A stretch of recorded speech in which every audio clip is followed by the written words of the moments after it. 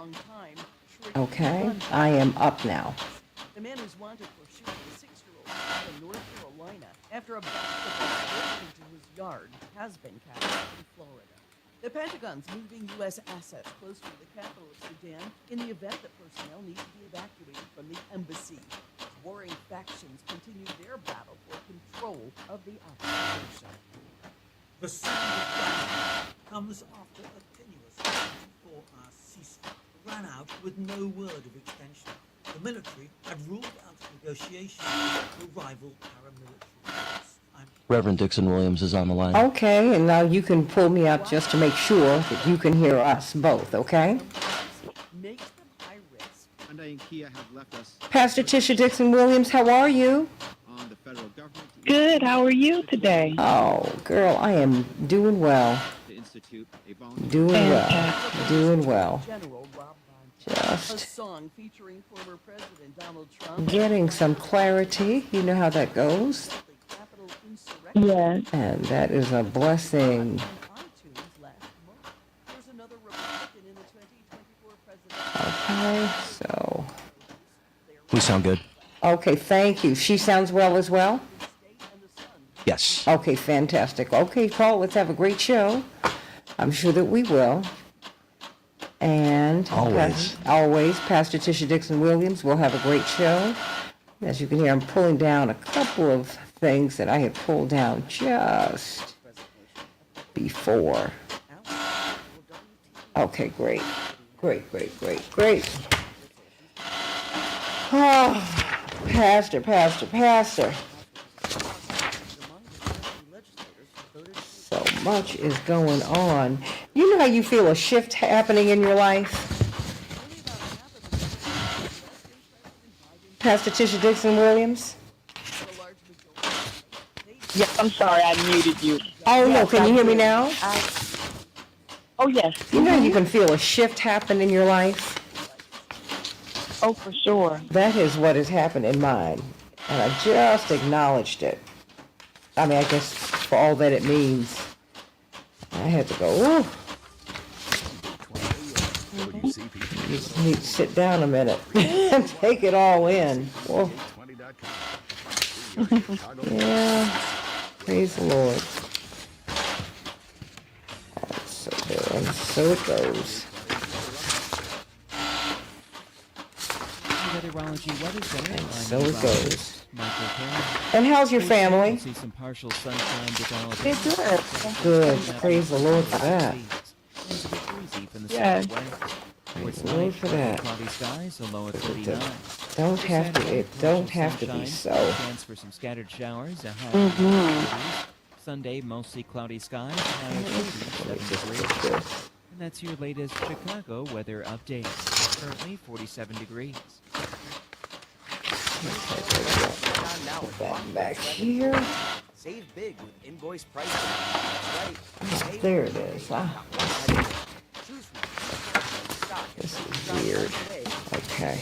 All right. Okay. Got me talking to myself. Pastor, I'm just trying to get these last few things together. Search and you'll see why smart people like you are VW. We're highly rated on Google, CarFax, Facebook, DealerRater, and A+ rated. BBB, and we actively support our local community. Now is the best time to buy a new Volkswagen. We've got over 200 new Volkswagen models in stock, ready to drive home today, including the 2023 Volkswagen ID4, Volkswagen's first fully electric vehicle. Talk Volkswagen on Jefferson Street in Joliet. Online at talkvw.com. Offers end April 30th. 815-741-113.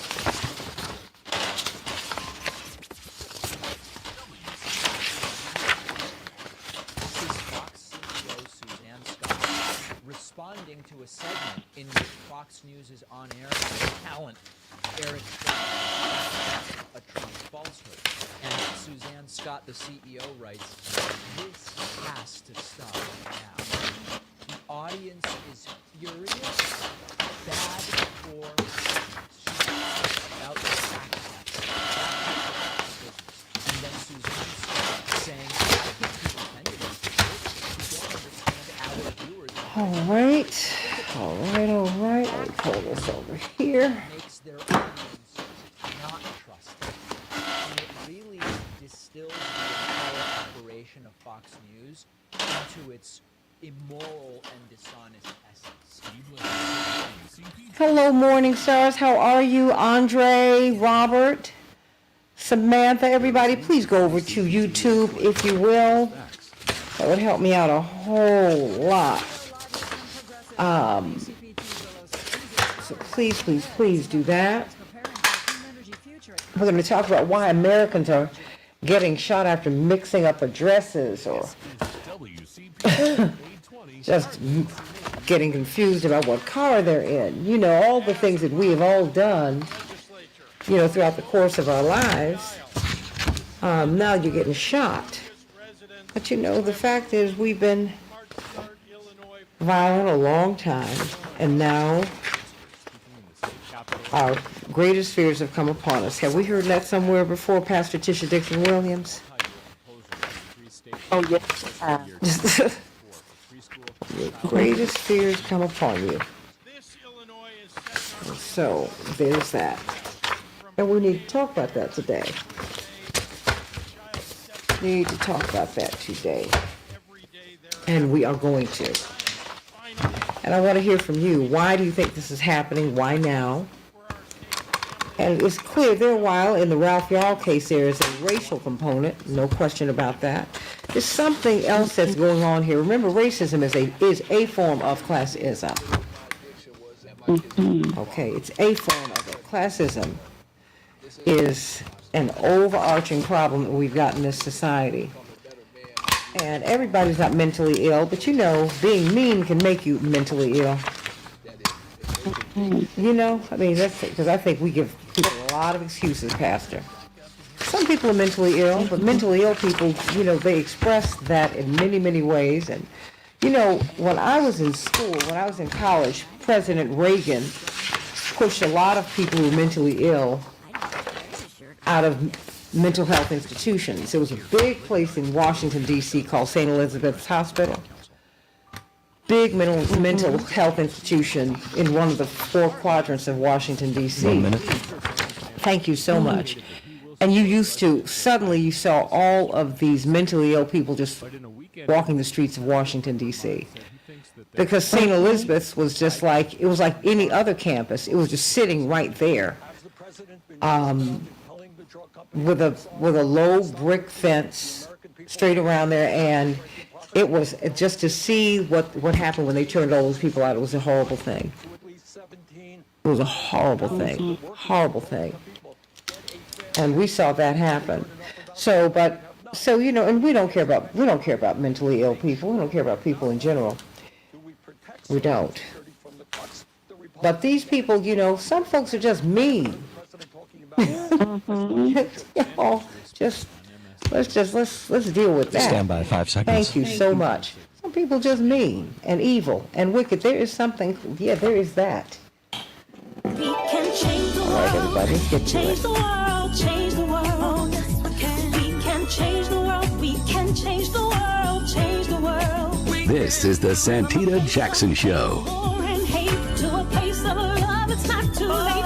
Gotta save the children, we can't wait. Let's change the world. Hey everybody, welcome to the Santita Jackson Show. It is Friday, April 21st, 2023. Can you believe we're just on the precipice of May?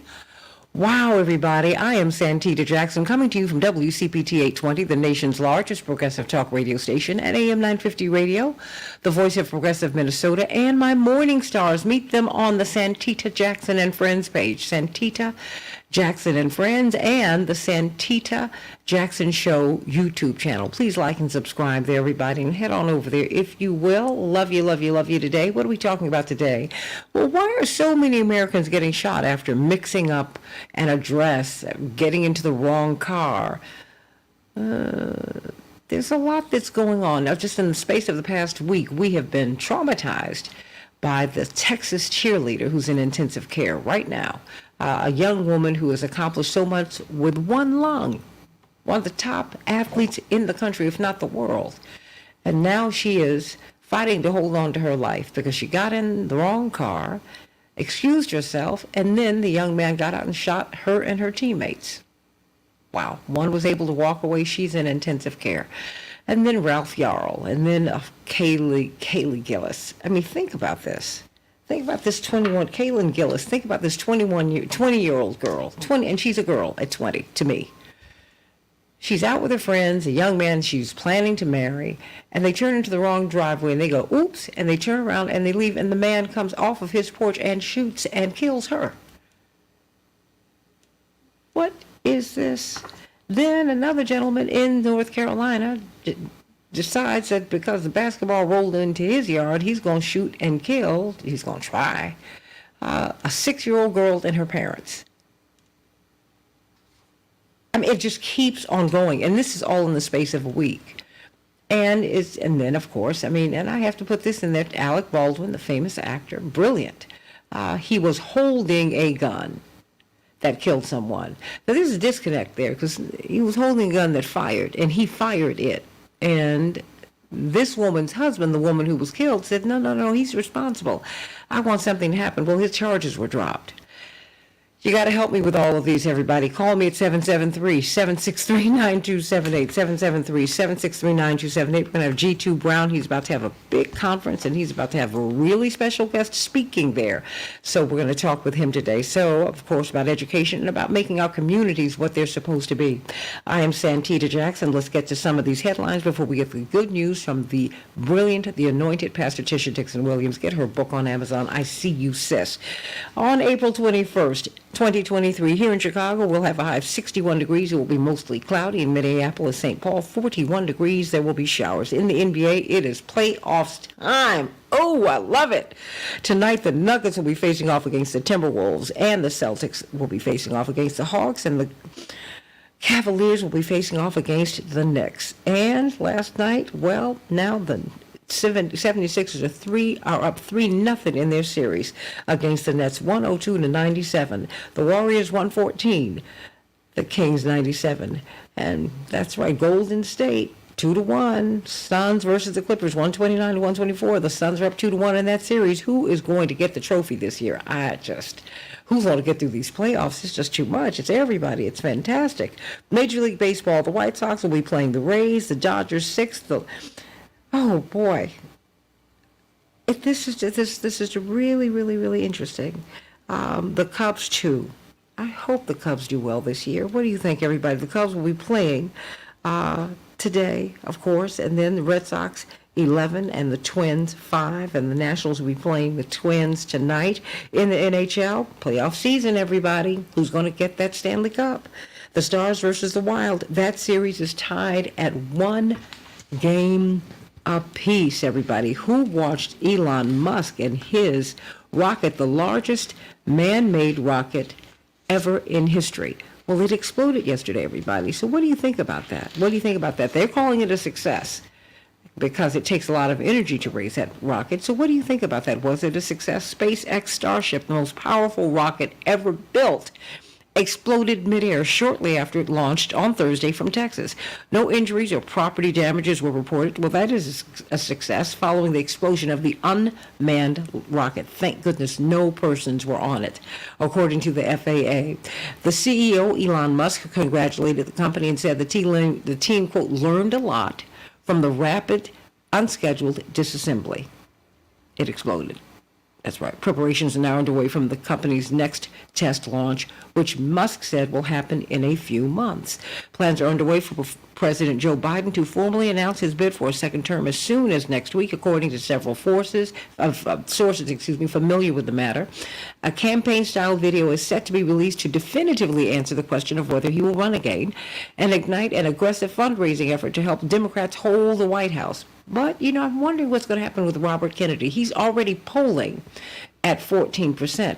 That's surprisingly strong as President Biden struggles to get from underwater in the polls. So we're going to see how this all goes, everybody. The shooter who killed 5 co-workers in Louisville, Kentucky, in this bank earlier this month, left notes that revealed part of his goal was to show how easy it was in America for someone dealing with serious mental illness to buy an assault-style weapon.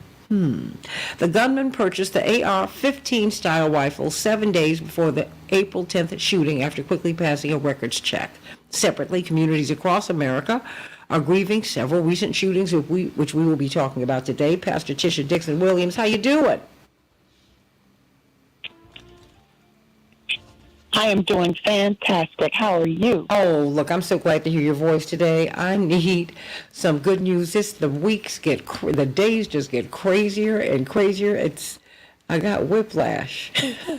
Folks, there's just so much. Oh my gosh, there's just so much going on every day. Every day, I'm just surprised. So, what's the good news? Yeah. The good news today is I have a question. What happens after resurrection? Oh. We are always so focused on the resurrection. We love to celebrate it. We love to acknowledge it, and rightfully so. We've come to find that Resurrection Day basically becomes the Super Bowl of our faith. After all that Jesus sustained through Good Friday and through his ministry, we love Resurrection Day. And that's similar to us. We love to celebrate what we've come through. As I've said, we love to celebrate what we walked through. And I can hear someone saying, there can't be anything better than resurrection.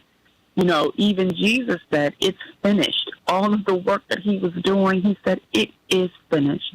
And so someone's asking right now, what comes after resurrection? Well, the answer is recovery. Just because you walk through something doesn't mean you've gotten through it. You have to get through what you just walked through. We never consider the trauma of what happened during the resurrection. All we look at is the triumph of the resurrection. But what if I were to tell you that one of the things we have to do in order to get through, walk through, is being willing to talk through? Let me help you today. When you think about the women that entered the tomb and all that they went through over the past 3 days, day one, they bear witness to Jesus marching to his death and his gruesome crucifixion on Calvary. They stand there for hours while he's then pulled down, pierced in his side, and placed in a tomb. Day two, they gather spices to prepare his body. They sit in waiting to get to the tomb so that they might honor him and anoint his body. You can see them all around the table talking through everything that they have gone through over the last, not just 3 days, but 3 years. Day three, they wake up early in the morning. They track back to the tomb and prepare Jesus' body while preparing a plan to move the stone that stands between them and their Messiah. They arrive, eager to be in his presence, only to find Jesus absent. And now faced with a lost Lord, they're alarmed by a looming presence that says, he's not here. He's been raised. That's death, disaster, desperation, disappearance, grief. That's a whole lot to go through in 3 days. It's a hodgepodge, I find, of both hurt and hallelujah. Has anybody ever been twisted in the tension of two temperaments? Have you ever cried out hurt, but also cried out hallelujah at the same time? Have you ever both been lifted and lousy, content and crappy, optimistic and overwhelmed, terrific and terrified, sanctified and suicidal, all at the same time? Well, I want to tell you that when you find yourself in this space, you need to talk to someone. I see the women here. They're tormented in the tension of two temperaments. Can I prove it to you? Matthew's gospel says they left the tomb quickly with fear and great joy. Luke's gospel says the women were terrified and bowed down their faces to the ground. John's gospel says Mary stood weeping outside the tomb 1 minute and was on the ground talking to Jesus the next. These are the varying accounts of just 1 day. It doesn't even begin to cover or touch all that transpired in the 3 years following Jesus. I want you to think for a moment all that you've been through these past 3 years. Pains, problems, predicaments, pandemic, protests, monthly payments, and fleeting pursuits of happiness. You need to talk to someone. When we find ourselves toiled in this tension of temperament, that's when it's time to talk to someone. It's little wonder that the directive from the divine deity at that tomb says, but go tell.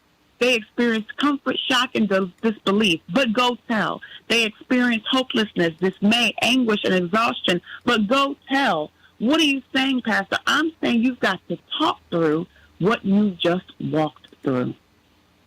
Psychotherapy is referred to as talk therapy, and it's a way for us to work through challenging feelings and emotions by talking them out with a professional or a trusted pal.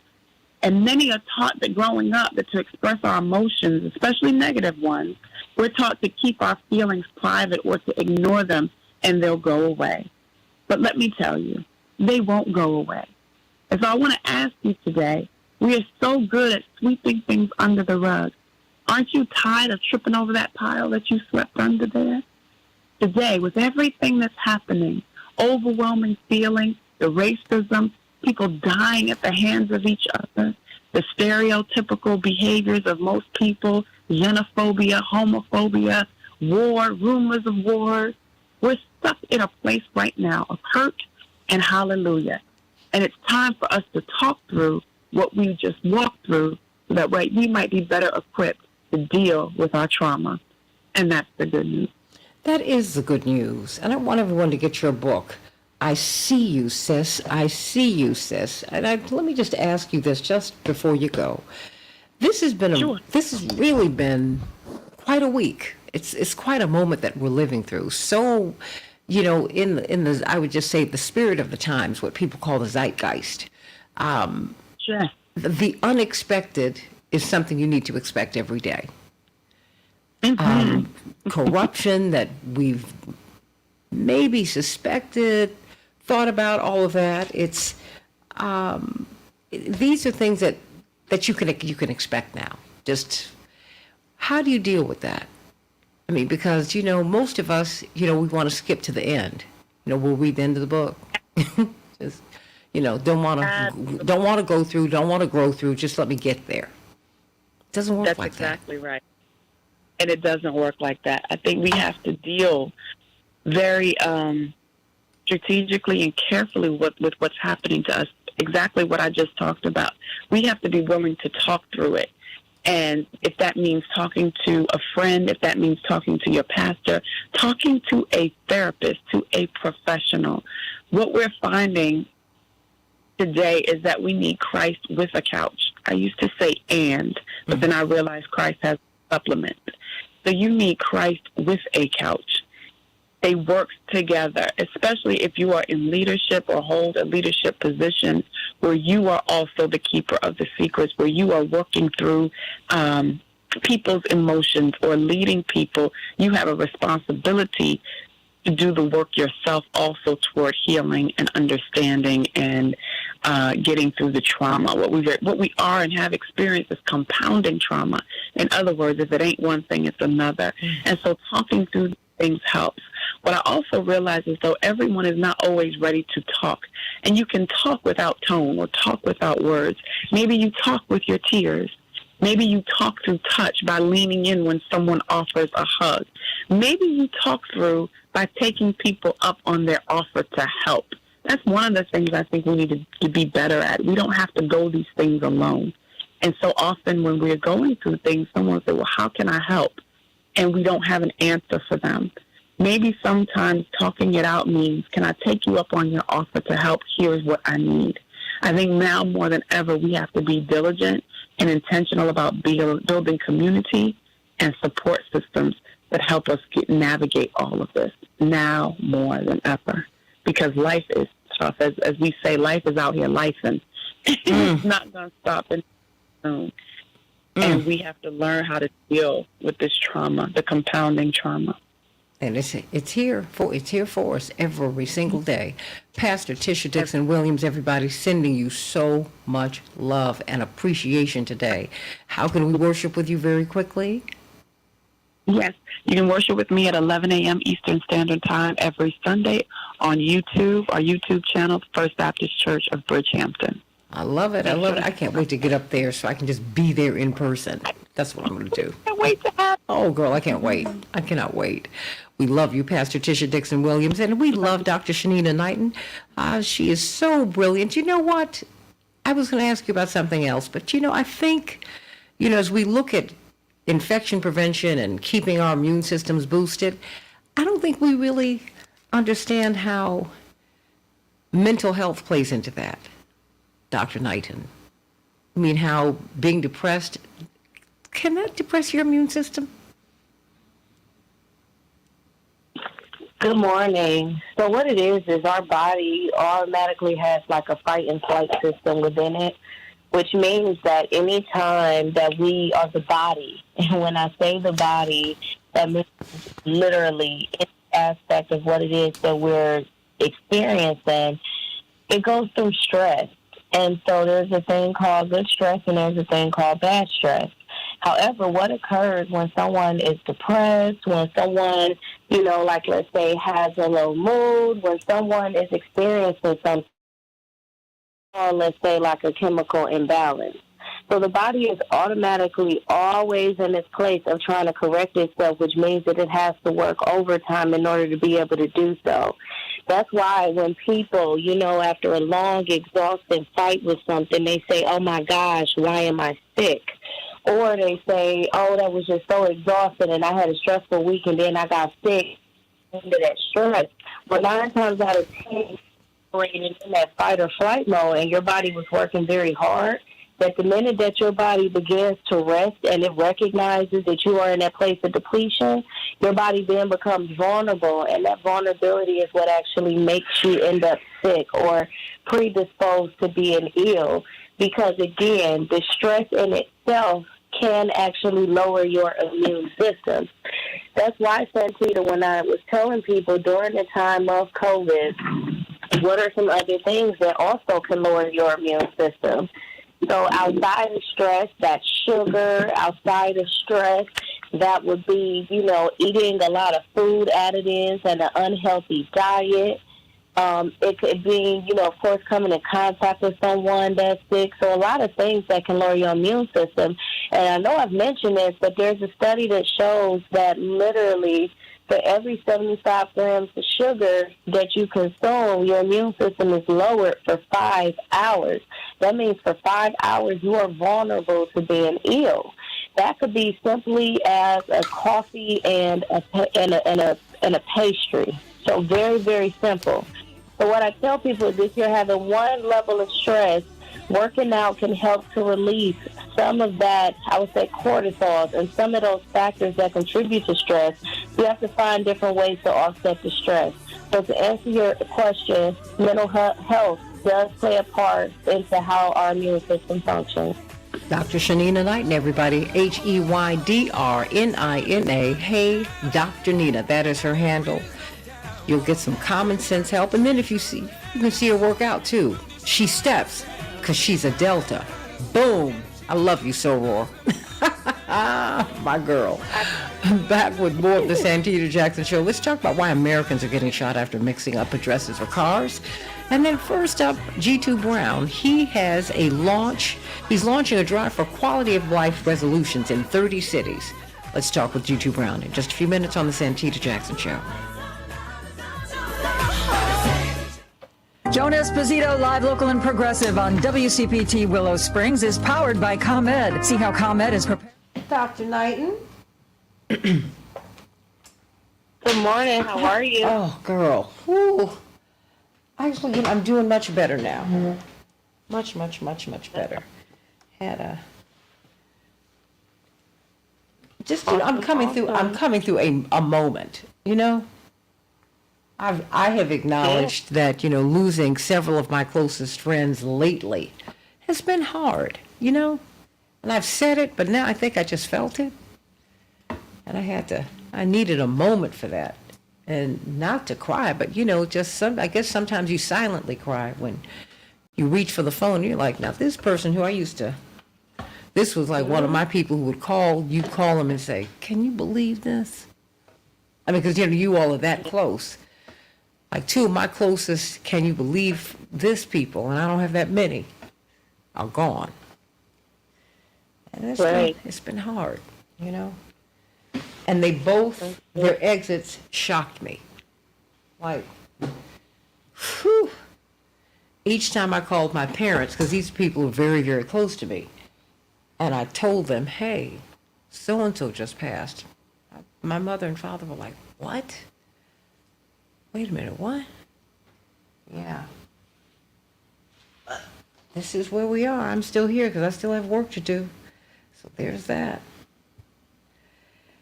There's that. Well, there it is. It is what it is. It is what it is. It is what it is. Oh, Takesha, I hear you. Praying for you, sweetie. Because it is, it's a lot. But appreciate everybody and everything while you and they are here.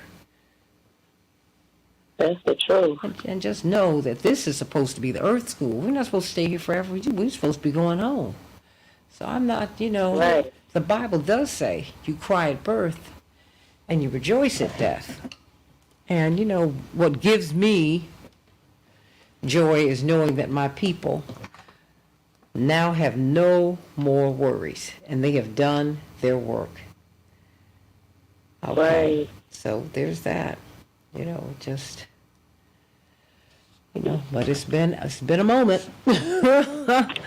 I'm not gonna kid you, kids. Ms. Wells is on the line. Okay, and Mr. Brown? Yes, sir. He You just said he needed needs a a minute. couple I'm going to minutes. call him back shortly. Okay, just let me know. Just put it in my ear Okay. that you've gotten him. Okay, thank you so much.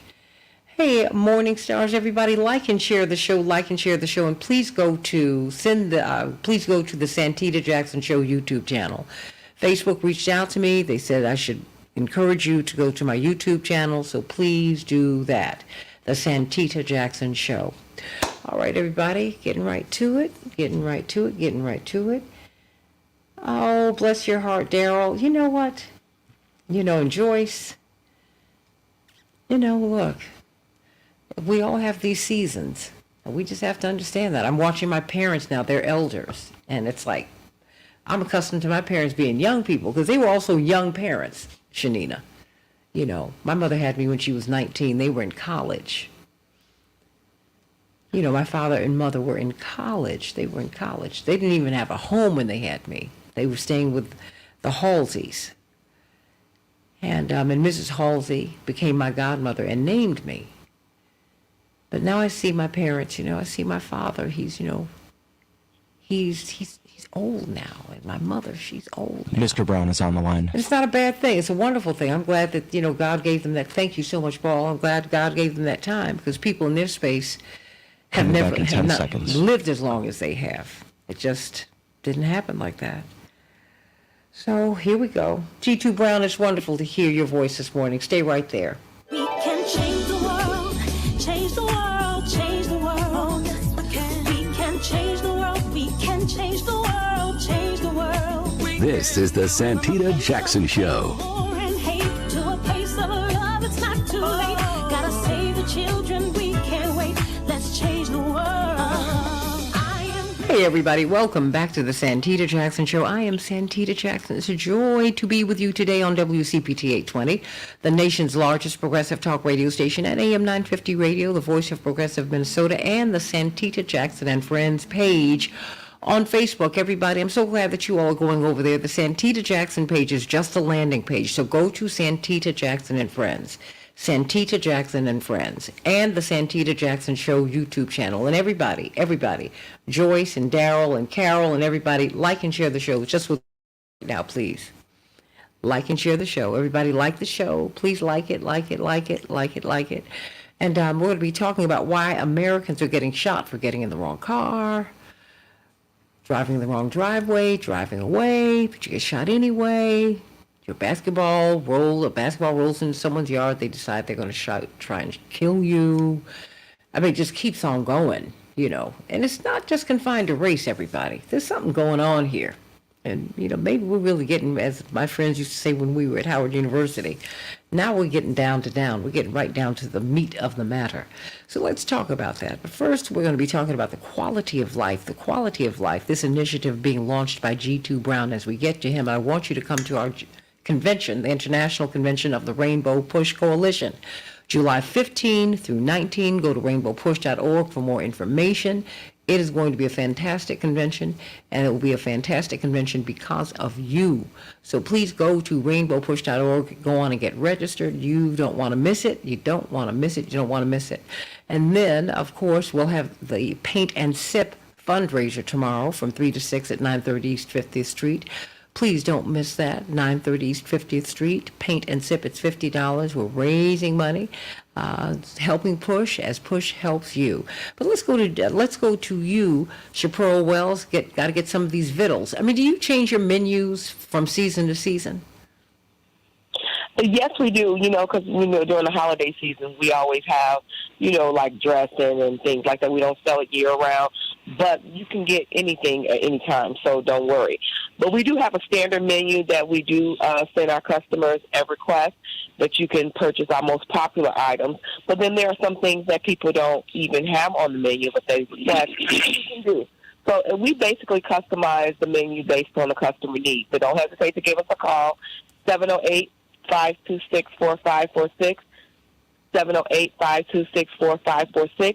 Give us a call for all of your catering needs. We do have, we're doing food for proms as well as also our balloon arches and custom suite tables. So call us at 708-526-4546. We look forward to serving you. Thank you so much, Santita. So I can still get my greens now, right, with the ham hocks? Absolutely. I'll be doing some this weekend. Okay, thank you. That's wonderful because they're mixed and I love them, and I cannot get them upstairs quickly enough so that I can eat them. So there we go. All right, everybody. G2 Brown, everybody.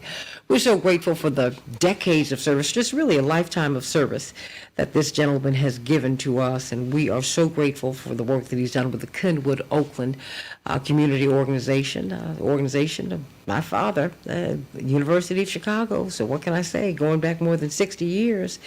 But he's been the national director of the Journey for Justice Alliance, grassroots organizations that stretch all the way across the country. And now they are having just town halls. Indeed, I'm so glad that you gave us this quote from the great Glenda Jackson. Everyone remembers this Academy Award-winning actress who went into the British Parliament, a real progressive, and she said this: I think politics at its best is trying to find out how you do create a society in which there is a genuine equality, which acknowledges that we are different. I love her. And boy, she used to take it to them when she was in the Parliament. I loved it because I love watching comments, on C-SPAN. It's great. G2 Brown, talk to me today. This National Equity or Else campaign launches a drive for quality of life resolutions in 30 cities. Where are you going to be, and what is quality of life? What are you talking about? So good morning, Ms. Jackson. How are you, sister? It's wonderful, Joy. It's a joy always hearing your voice and always getting to find out what you are up to. It's always something great. Yes, ma'am. Thank you. So, as you said, Journey for Justice Alliance is a national organization of community-based organizations, and we use community organizing to win equity in public education. We have member organizations in about 38 cities around the country.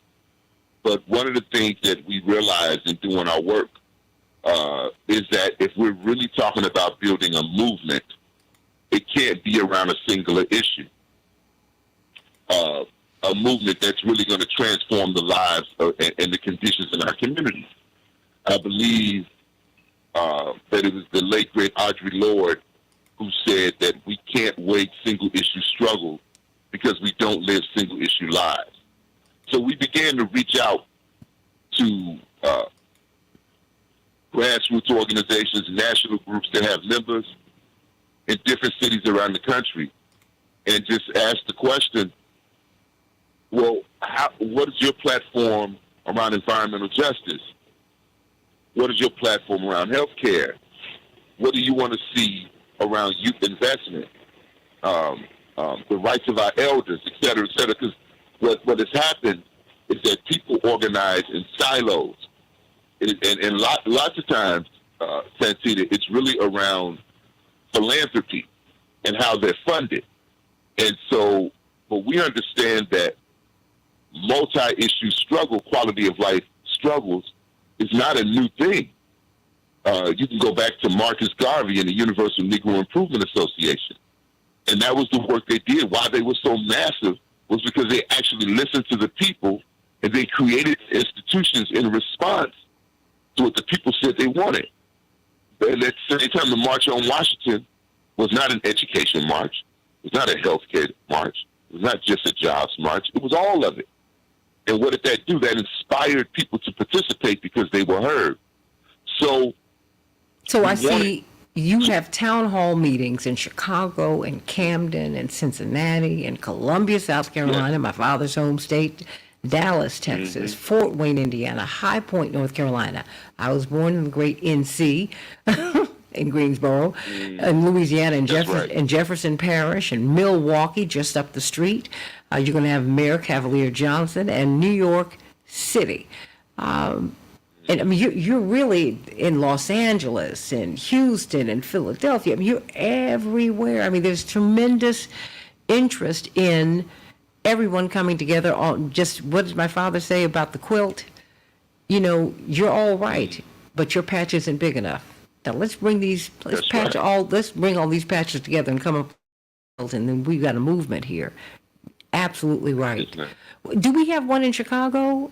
Do we have one in Milwaukee? Yes. I mean, when are these meetings, and what do we need to do to be there? Do we need to sign up, or can we just show up?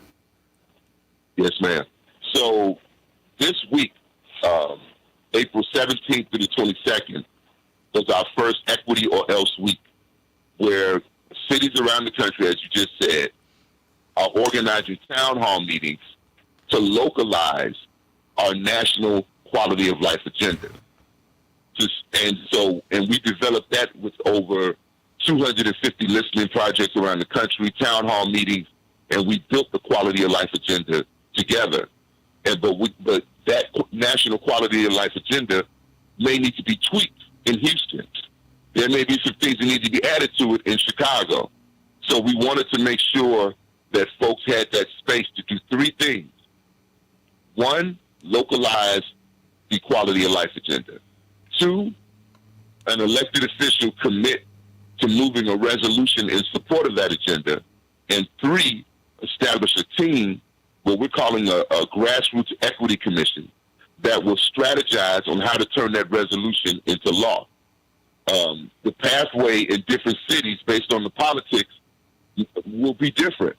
And we want a team on the ground to be able to do that, to build that strategy. So people can go to our website, www.standing4equity.org, and you can look and see where one, you have a free download of our quality of life agenda, the national one. Two, you can actually look and see where town halls are happening and how you get in touch with those organizations. In Chicago, our town hall is tomorrow, and it will be at the mighty Kenwood Oakland Community Organization's annual convention. I believe it is our 58th year in existence, since 1965. As you said, started by your father, who then went to Operation Breadbasket, and then went to Operation Push, into what we know today as Rainbow Push. And what I love is that, Reverend Jackson always honors and lifts up, his connection to COCO. That's our acronym. And that we are one of the few remaining grassroots civil rights era organizations. And we're stronger today than we've ever been. And let's not forget Al Raby. Got to mention his name. Absolutely. And so I would not be able to be a director of a national organization without the lessons I learned on the ground at the Kenwood Oakland Community Organization. We believe very firmly, Ms. Jackson, that when we say equity or else, we say equity or else, fascism in our communities, loss of hope. And then also, if we do not get equity, we have to organize. We can never take our eye off the prize. The prize is equity. That we have what we need in our community in order to allow our children to stand on our shoulders. We need economic justice. We need health care. We need housing. institutions that unfortunately most of not, if you're not black, brown, or low income, you know, you take these institutions for granted. But in many of our communities, the liquor store is the grocery store. As we see with the mass closings of Walmart in black communities, you know, throughout Chicago and other places around the country.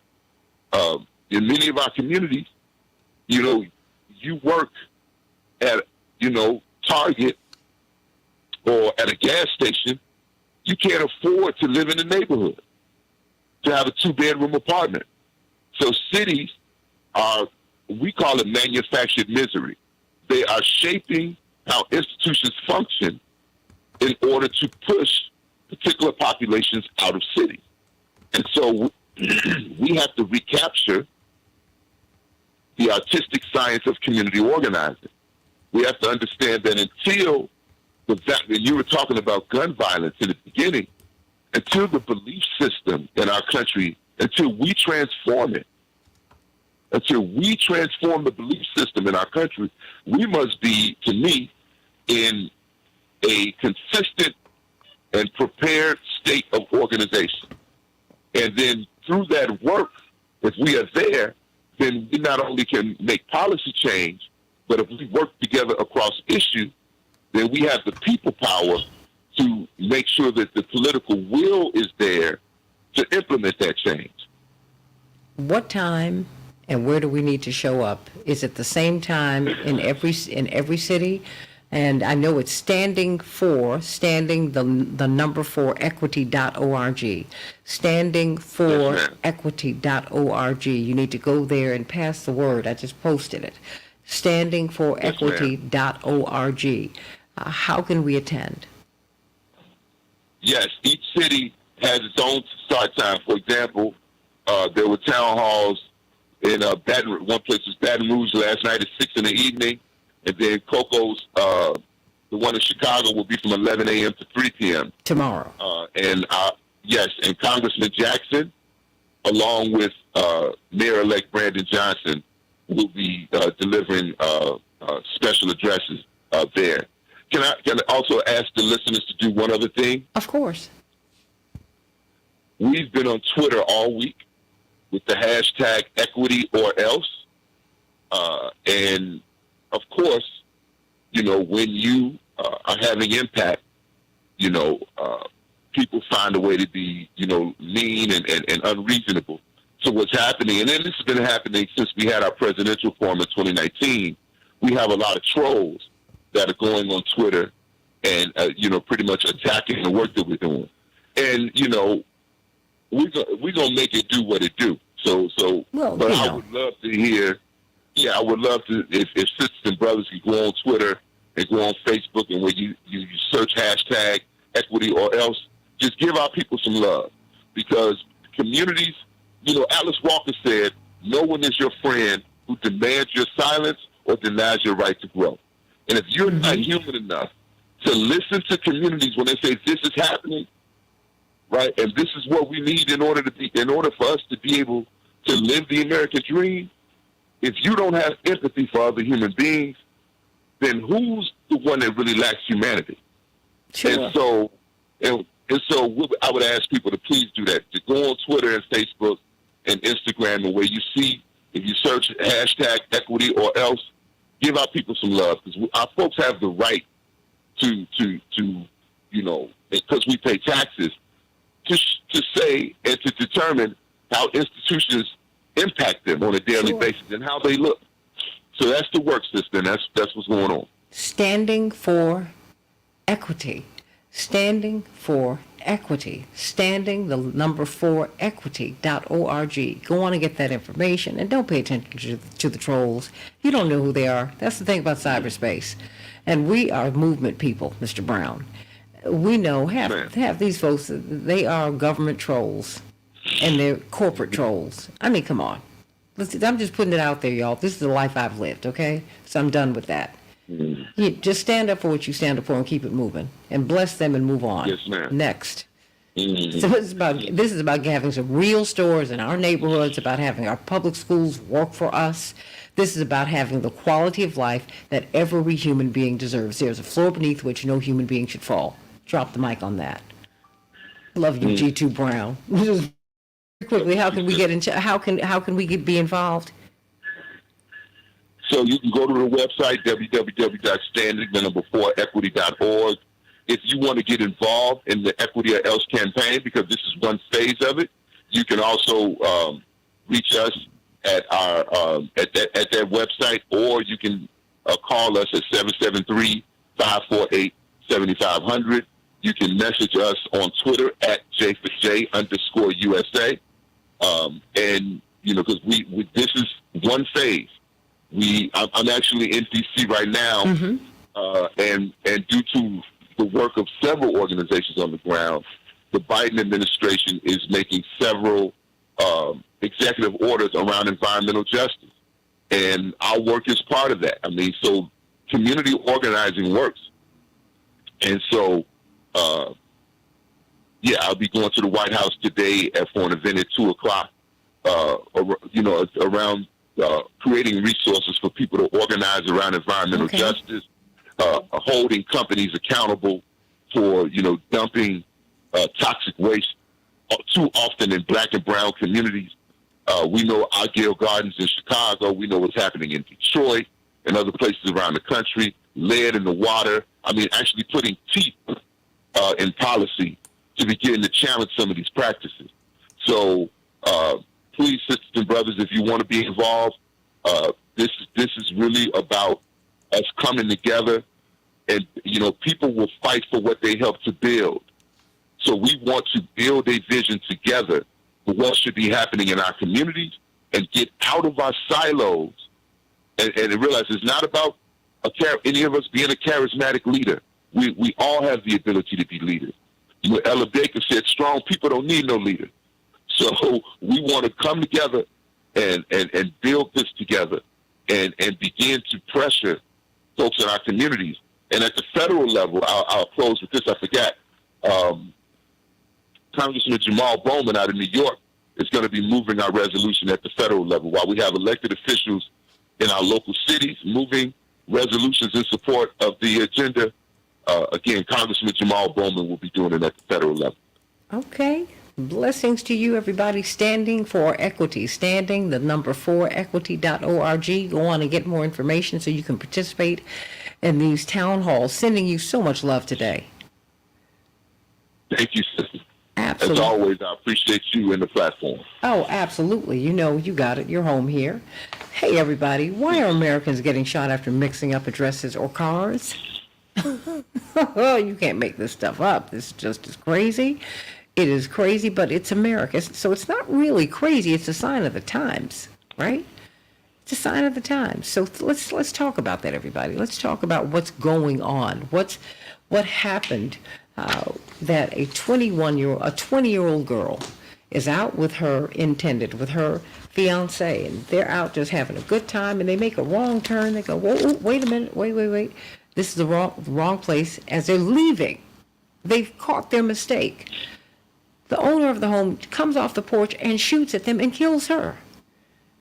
Ralph Yarl, his mama, he did what his mama asked him to do, instructed him to do. Go pick up your twin brothers from this little get-together and bring them home. Okay, so he does that. This man shoots him in the head and then shoots him again in another part of his body. Are you serious right now? And then he couldn't get help from the neighbors? What about the Texas cheerleader? I mean, Peyton Washington is fighting for her life right now, became a top athlete with one lung. What's happening, everybody? Got to talk about this. We got a tremendous with us about this today. Of course, Reverend Jeanette Wilson, Esquire, director of the Push Excel program.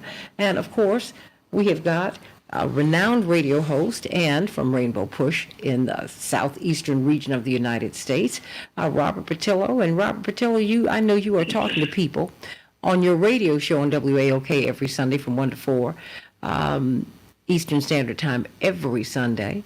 Talk to me. Robert, what is this? Well, this is a place of confluence where you have multiple streams of issues that are coming together and metastasizing into this current violent spree. On the one hand, think back a few years to when that couple in St. Louis was standing outside holding an AR-15 and a pistol, pointing it at protesters walking down the street. Well, they were invited to speak at the Republican National Convention. They had dinner with President Trump. They were held up as heroes. They ended up running for the United States Senate. They made the rounds on cable news. Think about Kyle Rittenhouse shooting protesters.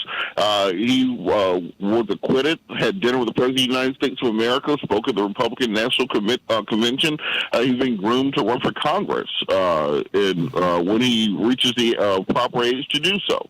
If you look across much of what the conservative media sphere has been preaching over the last several years, there's been this idea of invasion, that BLM and Antifa are coming to your white suburbs, and they're going to be attacking you. And you combine that with the fact that we've talked for years about the 300+ million guns in America. Well, that number is now actually post-pandemic 433 million guns in America for 330 million people.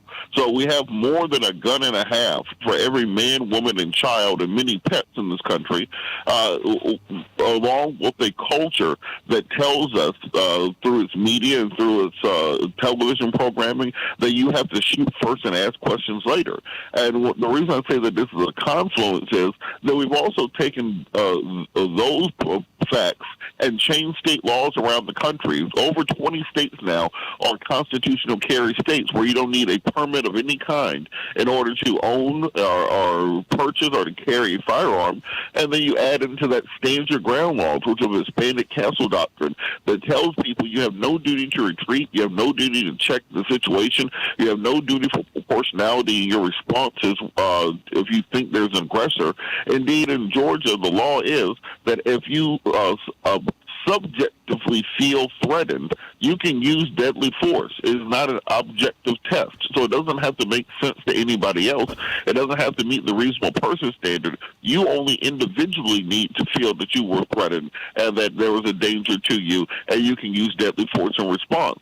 So you have this confluence of a liberalization of gun laws where anybody can get a gun at any point in time, a liberalization of laws with regards to quote-unquote self-defense, where you can shoot somebody on the subjective thought that they might be a danger to you. You combine that with this push for gun ownership that you keep hearing from the political right. I'm a gun owner, but now these people have taken it to a whole new level where they make it seem as if you are defending Western civilization, protecting yourself from the hordes, the barbarians at the door.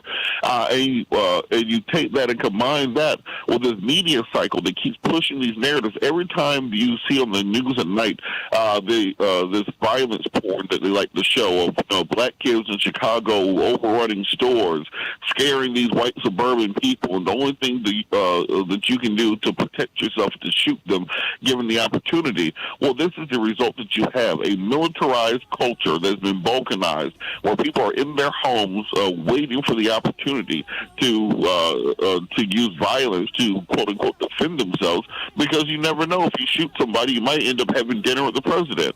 You might end up being the toast of the town at the NRA convention. They might interview you on Tucker Carlson, and they'll put you up in the Waldorf Astoria, the Ritz-Carlton. These people believe that they are defending themselves, defending their civilization by being overly aggressive with these firearms, and we have to start peeling the culture back. Because right now we're in a place where we are balkanized in such a way that it's just not sustainable. We'll be back with more in just a moment. What do you think is happening? Call us at 773-763-9278. Back with more of the Santita Jackson Show. And if you want more conversation like this, come to the Rainbow Push Convention, July 15 through 19. Back with more of the Santita Jackson Show in just a minute. Wow. All right, everybody, let's get right to it. Hey, Jeanette, how you doing? Good morning. How are you? I'm doing great, and of course, you're on with Robert Patillo. My favorite person. We love Robert. He's a genius. Absolutely. Robert is a genius. And he can say 21 pages Mr. McKee is on the line. seconds. He just can roll. Okay, There's no one like Robert. No, but you know, made for radio and TV, made for it. So, you'll keep on going. I'm making a phone call. There we go.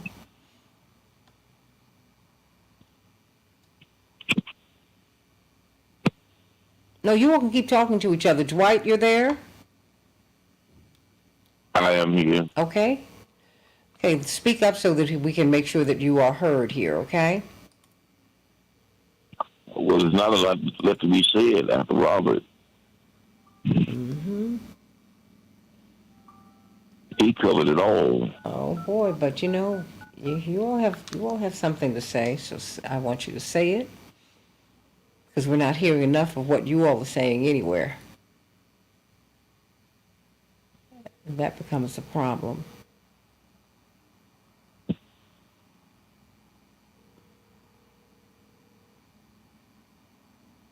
Hmm.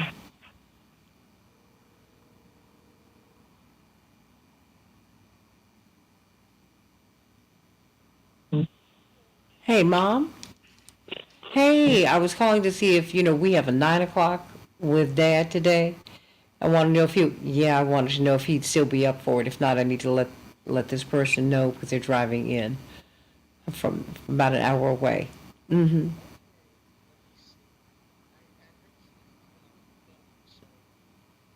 Mm.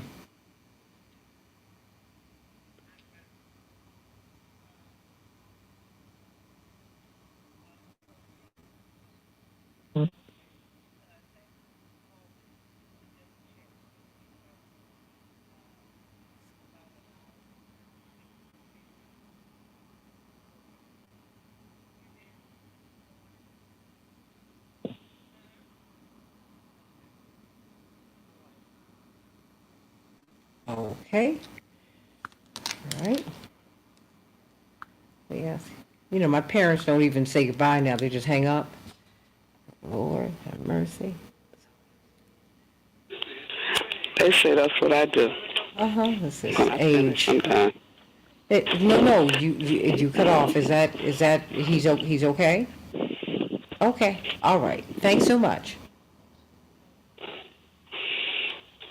Oh. No, I don't want to call him Mom. I'm on the air. Okay. Bye.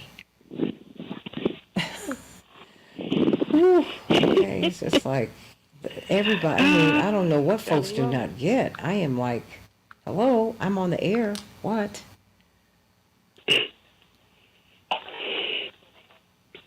Okay, so we have Dwight, we have you, Jeanette, we have Robert Patillo. Mm-hmm. Okay, I'm just trying to, because we're looking for Xavier Nogueras. And that will round everything out.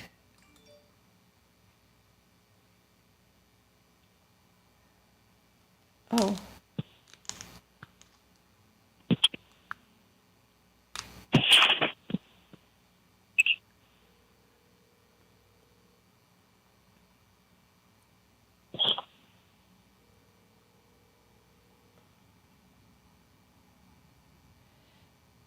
Hey, where'll go? Okay.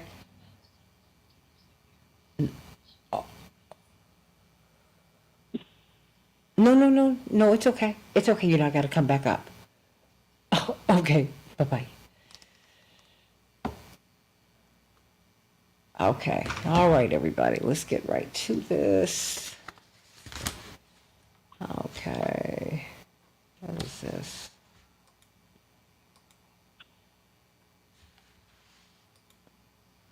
Okay.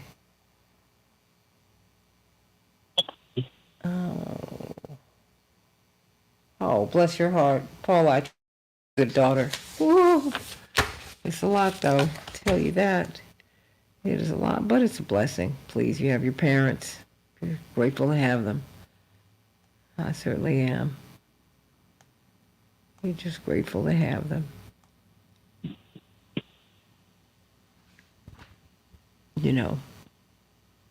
You know, we have to talk about this one day. I think 8 out of 10 children in America don't grow up with both their parents now. That's a lot.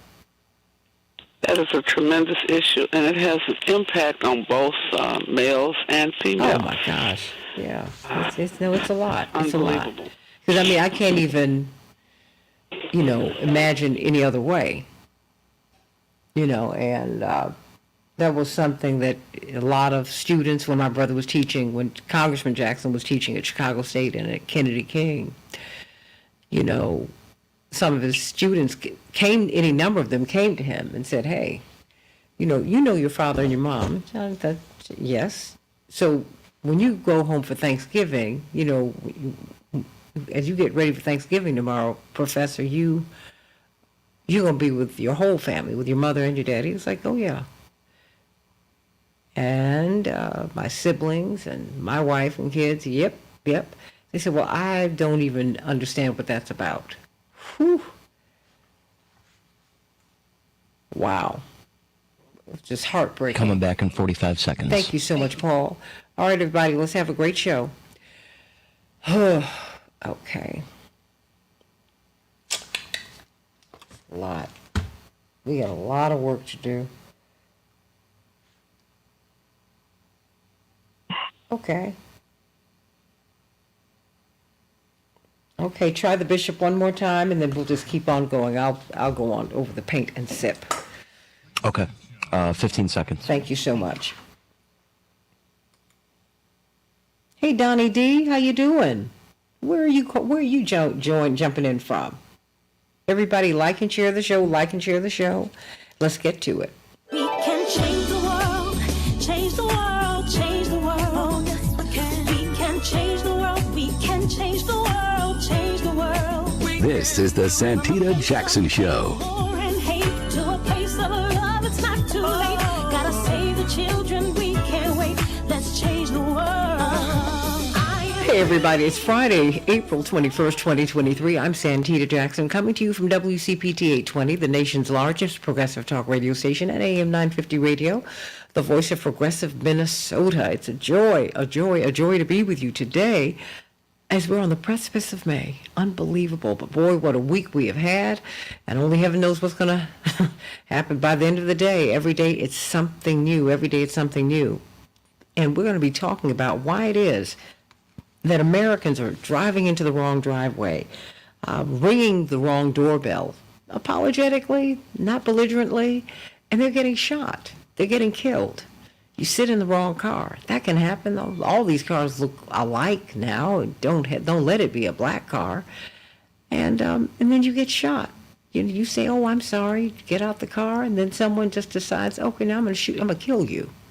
You don't shoot to injure. We shoot to kill. Think about that, everybody. What are we doing, and how did we get here? And why are we here? What are we doing while we're here, and how do we get out of this? Call me at 773-763-9278, 773-763-WCPT. The Rainbow Push International Conference is July 15th through the 19th. Go to rainbowpush.org and get some information about it, because we're going to be talking about these issues and more, the most topical issues, the things that you're talking about. We're going to be talking about them. We're going to have people there who can talk with you about these issues, and we all need to come together and do that. Let's come off of, I love my morning stars, and I love that you all are over on meeting me on Facebook on the Santita Jackson and Friends page and on the Santita Jackson Show YouTube channel, but we need to see one another. I think we got too accustomed to meeting virtually, Zooming and such, during the emergency of COVID. Well, now we need to see each other.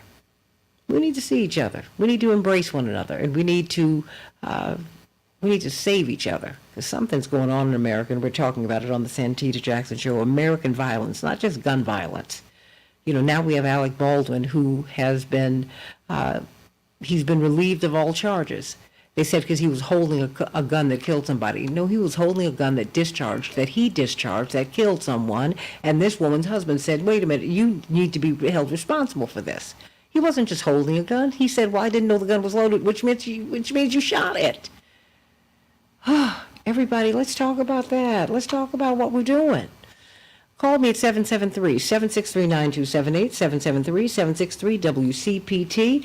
It is time to find out what's the weather going to be like today. 61 degrees in Chicago, mostly cloudy, but a beautiful day. Minneapolis, St. Paul, 41 degrees and showers, and it is playoff times in the NHL and the NBA. In the NBA tonight, you'll be seeing the Nuggets face off against the Timberwolves. The Celtics will be facing off against the Hawks, and the Cavs will be playing against the Knicks. Last night, the 76ers 102, the Nets 97. The 76ers are up 3-0 in that series, and the Warriors 114, the Kings 97. Oh, yes, Steph Curry did turn it on last night. I love that young man. Of course, Golden State up 2-1 in that series. They've kind of struggled a bit, but they're hanging in there. That's what champions do. The Suns 129, the Clippers 124. The Suns are up 2-1 in that series in the NHL. Who's going to get that Stanley Cup trophy? We don't know, but we do know that the Wild are in it, everybody. They are tied in their series with the Stars 1-1. In Major League Baseball, the White Sox will be playing the Rays tonight, and the Dodgers 6. The Cubs 2, the Cubs will be playing once again with them today, the afternoon game. And the Red Sox 11, the Twins 5, the Nationals will be playing the Twins tonight. What happened with Elon Musk and the largest rocket ever built in history? Well, he said it was actually successful because it's a lot of weight that they lifted into the sky, but it did explode. SpaceX Starship, the most powerful rocket ever built by man, and it was unmanned, therefore no one was killed. It exploded midair shortly after it launched yesterday from Texas. No injuries or property damages were reported. Following the explosion of the unmanned rocket, they plan to try this again in a few months. Plans are underway for President Joe Biden to formally announce his bid for a second term as soon as next week, according to several sources familiar with the matter. But I think we might need to watch out for Robert Kennedy, even though the corporate media says don't mention him, but he's got 14% of the vote. That's how he's polling. So we got to talk about that, everybody. The shooter who killed 5 co-workers in Louisville, Kentucky, at the bank this month left notes that revealed part of his goal was to show how easy it was in America for someone dealing with a serious mental illness to buy an assault-style weapon. Don't you think he could have done something else? I think so. Everybody, we're looking for financial freedom here on the Santita Jackson Show. And so we've been working with Team Hochberg. I'm going to have them on next week so they can talk to you about owning a house, because owning a house, even in this climate, is possible.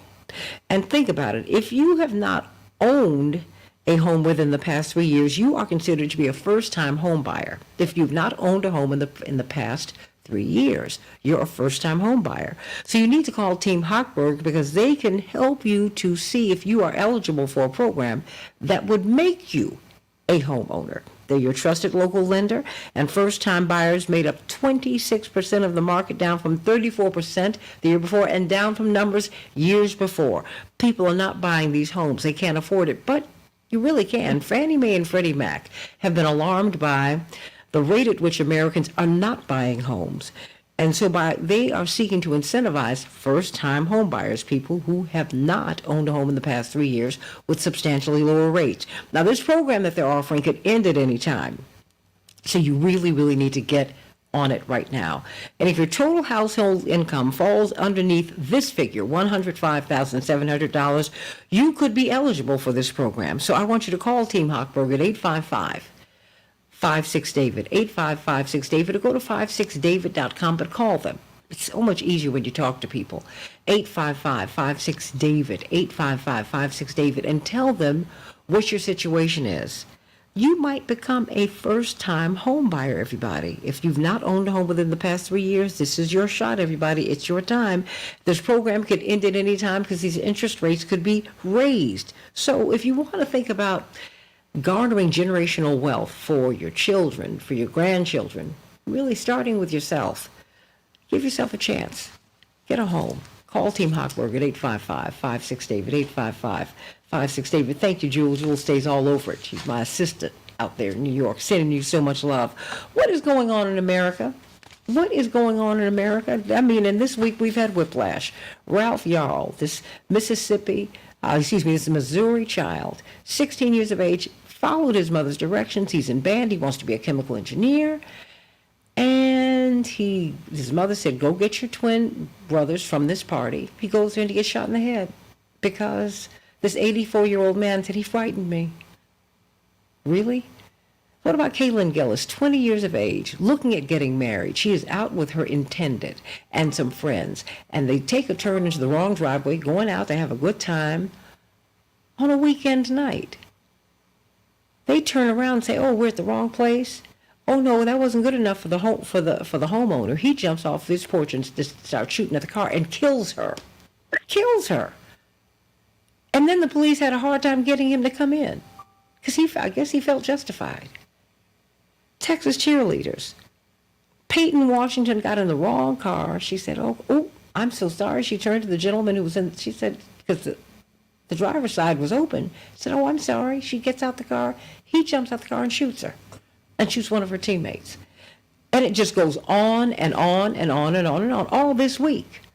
So what you need to tell me what's happening in America where you ring the wrong doorbell,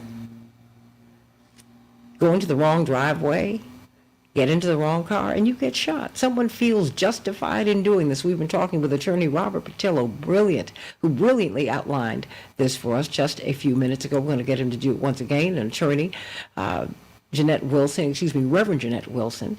Can't wait to hear from her. And, of course, Dwight McKee, because I think, between all of you, I think we have this kind of locked up, really looking at what we are looking at. I mean, talk to me, Dwight. What do you see?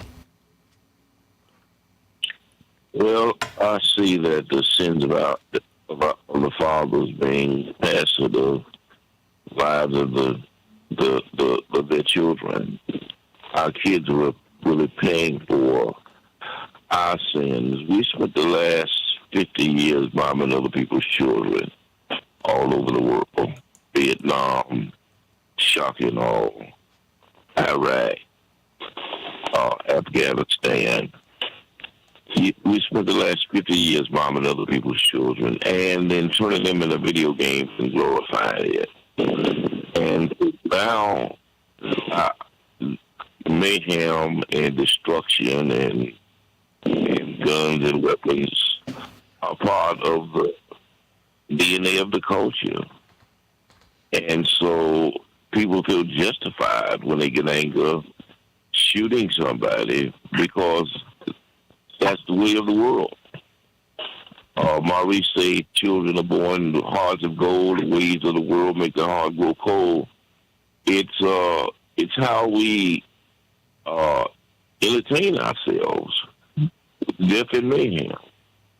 I mean, you can't expect a child to spend 5 hours a day watching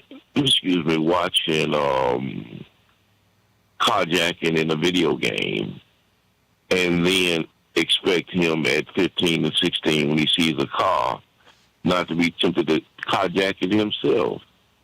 It is a violent culture that is only internalized day by day, place by place, incident by incident.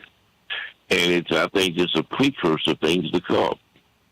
I think things are going to get worse before they get better. If they're going to get better, I'm not sure they're going to get better at all. Why do you think they're going to get worse? Why? Because the culture reinforces itself through the music, through the movies, through the laws, through the attitude. It only feeds upon itself. It reinforces itself. It's like Patillo said, is that the young white boy shot 3 people and became a hero. There's something perverse about that. Particularly when other young people his age, impressionable, see him becoming elevated and think that that's a way to elevate themselves, a way to become famous themselves. A lot of these people shoot other people and think they're being heroic about it. Think they're doing God a favor, as the Bible says. And so I think that unless we change the nature, the culture itself, unless we're willing to study war no more and to put that in the school system, to make it part of the curriculum, to have the churches go out and bring the young people and get them involved.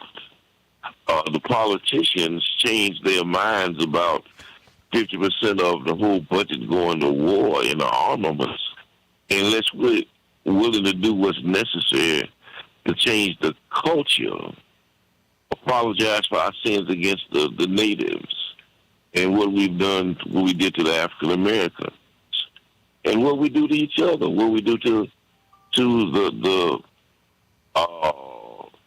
the Muslim brothers and community, what we do to the Palestinians, unless we're willing to repent and study war no more, it will only become more and more embedded in the culture. Mm-hmm. Call us at 773-763-9278. I mean, do you have whiplash as I do? Every single day, something. Is it really bizarre? Because, Reverend Jeanette Wilson, Dr. King did say, as he became this fierce opponent of the military-industrial complex, not just the Vietnam War. Indeed, many people, those closest to him, said that they felt that what ended his life was his stance against the military-industrial complex. Think about that, everybody. After he finished his speech, Reverend Wilson, at Riverside Church, Reverend Dr. Wyatt T. Walker walked up to him. He had been his chief of staff, as you know. He said, "Martin, you've just signed your death warrant." He said, "I know." Ending segregation in the United States, as dangerous as that was, as treacherous as it was, getting the Voting Rights Act, getting the fair housing, getting the Civil Rights Act, all of that, yeah, but when you come up against this military-industrial complex, John Kennedy, RFK, you keep on going. That's the thing. That's the thing. So talk to me, because Dr. King did say the bombs we drop overseas are exploding at home. Do you think that's what we're seeing? Reverend Wilson?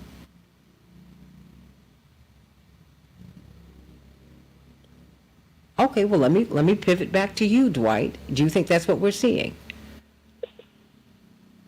Absolutely. I think that's what we're saying. I think that not just the bombs we drop overseas, the bombs we drop here with each other. You mean like Tulsa? There were 5,000. There were 6,000 lynchings at the beginning of in this country, neighbor against neighbor. Tulsa was neighbors dropping bombs on other neighbors. I mean, it's not just us dropping bombs on other countries. It's the things we do to each other here. There are two Americas. There's America, the manufactured illusion that is locked in propaganda. And then there's the real America, which has been a land of violence and hostility and neighbor on neighbor intolerance and racism and xenophobia. Now, there are good people in America. I don't want to give the impression that everybody in America is bad, but there has been enough viciousness and enough of an oppressive part of America that has not been reckoned with, that is enough to taint the culture in such a way, is that our children internalize that, and many of them become part of that America rather than the caring part of America. So, I mean, how do you see this, Attorney Patillo? Is this a cultural problem? Do you think we can legislate our way out of this? You can, but it's going to take a generation. It's not going to be an overnight fix. I tried to explain to some of our white conservative friends that what we're seeing is the ghettoization of America. Because what we're looking at is everything that America tried to do to black folks in the ghetto 30, 40, 50 years ago is now becoming the entirety of the country. The times they were dumping guns and drugs into black communities and taking out manufacturing jobs, now we're dumping drugs and guns into the whole country and taking out manufacturing jobs. The same way they gutted the education system and gutted the housing system in the ghettos over the course of the last half century, now the entire country is seeing housing prices going to a point where you can't afford to work a regular job and support a family, and where the educational system is falling behind even developing nations worldwide. The breakdown of the family that we saw sponsored by our government and the black community in the 60s and 70s is now becoming the norm for the entirety of the country. Very few, if you go to a high school now, very few people grow up in a two-parent household or a married, stable family for generations at a time. All these things are coming together. All the things they tried to do to us are happening writ large. Very much black folks in this country are the canary in the coal mine. And now, because they paid no attention to the dead canary, they're dealing with the results thereafter.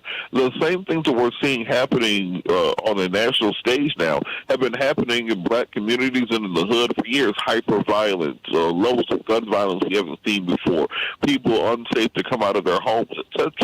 And so if we had simply sat down and fixed these issues in our community first, instead of proliferating them through governmental policy, then we'd have a blueprint and a solution. Even when I hear these people talking about school shootings, saying, well, we need to harden the schools.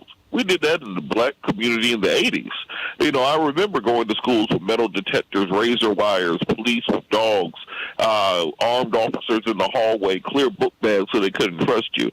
We can already tell these people it's not going to work because we tried it already. We've tried gun buybacks. We've tried gun-free school zones, and they haven't worked. So until America gets serious about fixing the issues that they've created in the black community, they won't know how to fix the issues as they work their way through the rest of the community. So America's going to have to take a real moral view of itself and say, well, look, we understand the right to self-defense, but there probably should not be more guns than people in the country. And maybe we can draw that back. This idea that the only way to stop a bad guy with a gun is a good guy with a gun, well, that's the same thing that the vice lords and the bloods believe. And we have seen that does not work well when you're trying to have a civil setting for a community. We understand that over-policing does not work. You can ask anybody who's lived in the hood over the course of the last half century. So we're going to have to put in place smart policies. We're going to have to change the society. Just as Dwight said, you know, if you make a song about killing Jewish people, you will go to jail right now. They will play it on no airwaves across the country. If you make a song about killing black people, you will go platinum, and they will invite you to the White House. So you will hang out with Biden and Kamala during Women's Day and the Easter egg roll. We have to understand what we have done to black folks in this country simply comes back around to everyone else. And until you do right by us, you're not going to be able to fix the problems of America. So said Seeley and the Color Purple. Back with more of the Santita Jackson Show in just a few minutes. July 15th through the 19th, you're going to be hearing talk like this and more at the Rainbow Push International Conference. Please go to rainbowpush.org and get registered, everybody. Everyone, come on into Chicago. Come on, everybody. What you do, you will not be blessed until you bless me. Until you do right by me, everything you think about gonna crumble. We've got to not just get better, we got to get right. Got to get right. You should not ring a doorbell, and say, oh, I'm sorry. That's not enough. Drive into the driveway and then turn around. I'm sorry. That's not enough. The ball rolls into someone else's yard. That's not enough. I sit in the wrong car.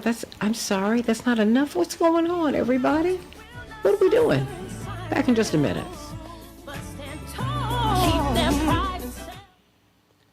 You all keep talking. We are on Facebook Live. This is a whole lot, you guys. Everybody call us at 773-763-9278, 773-763-9278. WCPT, what do you think about what's going on? I know you all have opinions. I know you've got thoughts about this, because this is a lot. This is a lot. But are you really surprised, Dwight and Robert? Dwight, you? No, not at all. I mean, it's no different than a kid going to store to get some Skittles, coming home and another guy jumps on him and shoots him and gets away with it and get exalted for it. No, I'm not surprised at all. This is nothing new. It's the demographics have spread and the coverage has spread. But we've been going through this, as Robert said, for millennia, for generations. We've been dealing with this, as our native brothers and sisters. Oof.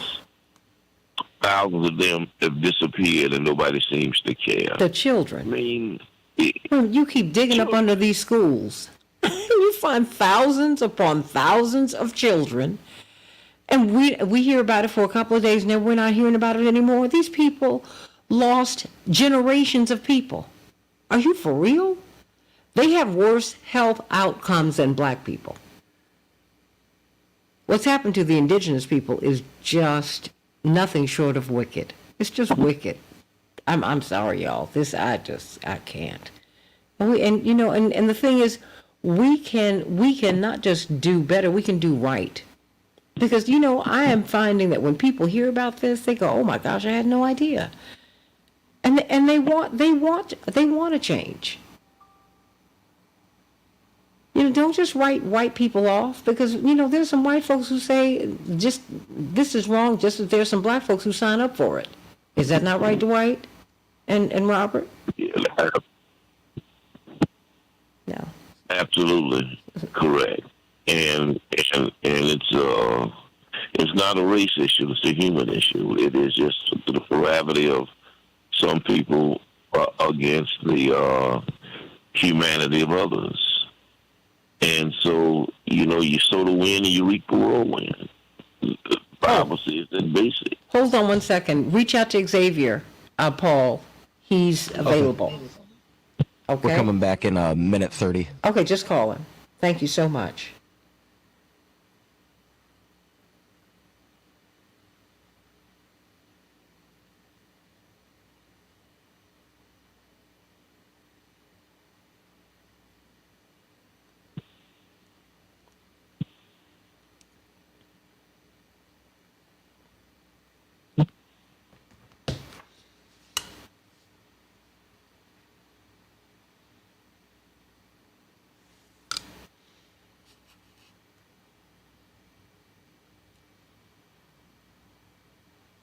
Mr. Nogueras is on the line. Okay, Xavier, how you doing, hon?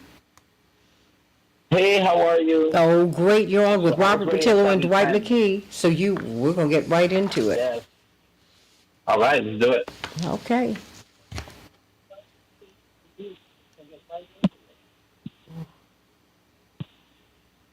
$30 seconds away.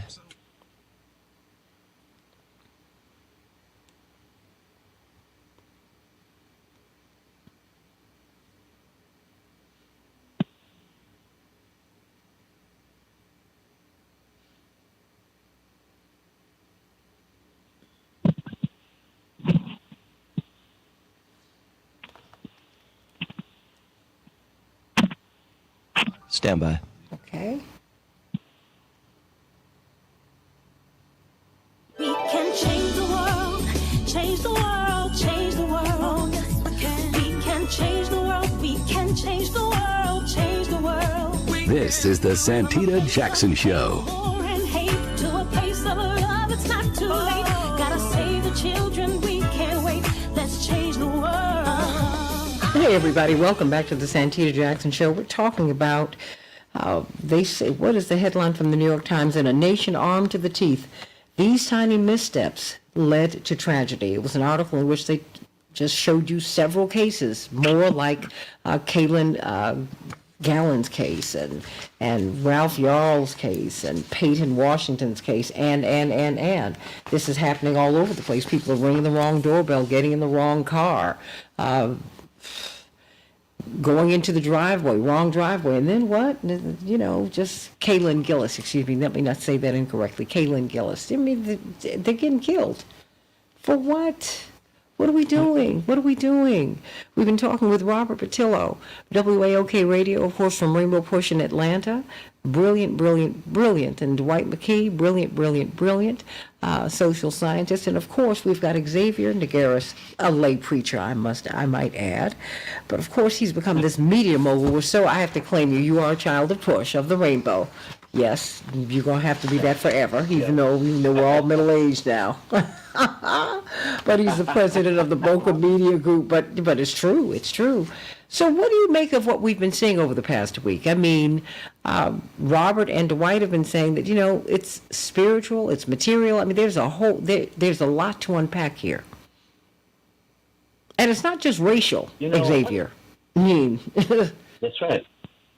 No, that's right. Something really interesting happened in 2020 that a lot of folks didn't notice. The Center for Disease Control and Prevention announced that in 2020, for the first time, guns became the leading cause of death of kids and teens. For the first time ever in the United States. This happened in 2020. Until then, for the past 60 years, it was car accidents, right? And I'm sure you discussed this before I came on, and we talk about this all the time. The U.S. is the only country among its peers in which guns are the leading cause of death among children and teens, right? The only country, and it's not even close, right? Number one, in 2020, we had 4,357 deaths by gun of children and teens, right? Number two was Canada. Are you ready? At 48. How do we go from 48? You have France at 48. You have countries, and granted, the population in the United States is bigger, but you still have, India and China, whose population is 4 or 5 times bigger. And how do you go from being, number one? How do you go from 4,357 and the next country is under 100? And I saw this cartoon, political cartoon, I forgot who drew it, from Time Magazine. And they show the scene where they're in a church, and it's just people in a pew. There's a preacher. There's a cartoon. There's a preacher, and in the pulpit, you know how you always have on the wall a big cross, right? Instead of a cross, it was a machine gun. And basically, the point is that it has become a religion. And I was hearing the conversation. It's always been a religion, but the narrative. The difference now is that the narrative is folks are not afraid of saying now it's a religion, right? It's this narrative. And it's really hard.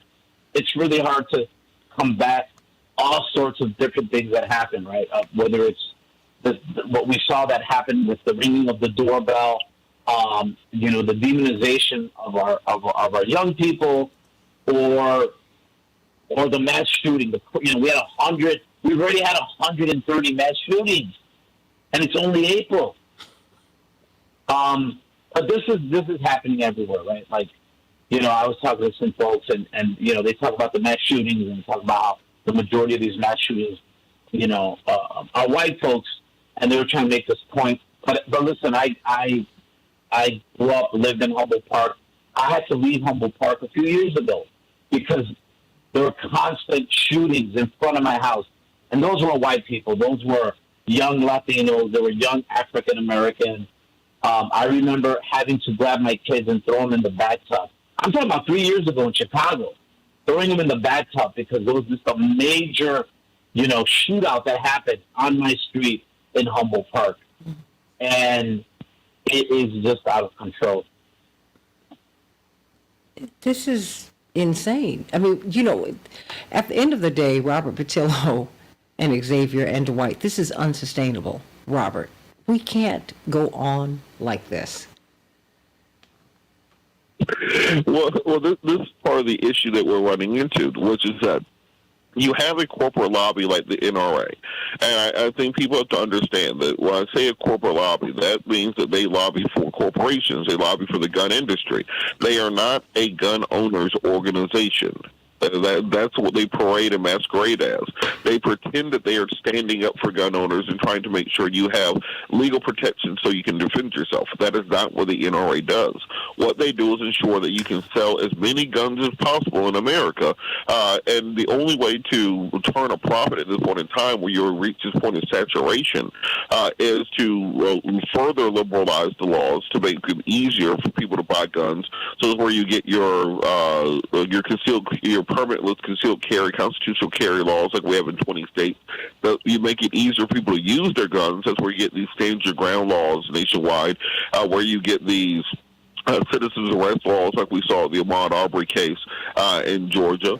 And then also you promote it through the media and through the news to create this narrative of death, destruction, and carnage in America. You have to be armed. These people are coming. The barbarian hordes are at the gate.